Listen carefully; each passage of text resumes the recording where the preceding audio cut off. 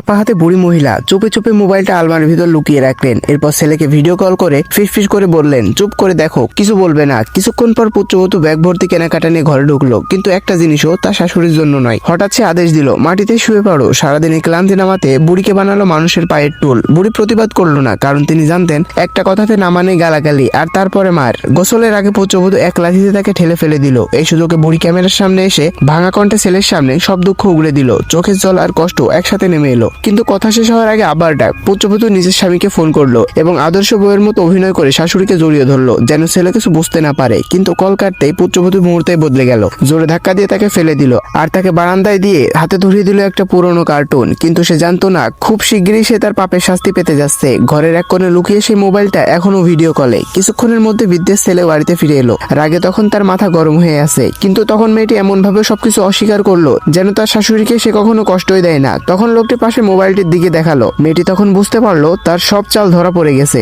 তখন ছেলেটি তার স্ত্রীকে পুলিশের হাতে ধরিয়ে দেয় আর নিজের মায়ের কাছে ক্ষমা চেয়ে তাকে জড়িয়ে ধরলো। গাইস, তোমরা কে কে তোমার মাকে ভালোবাসো কমেন্টে বলে যাও।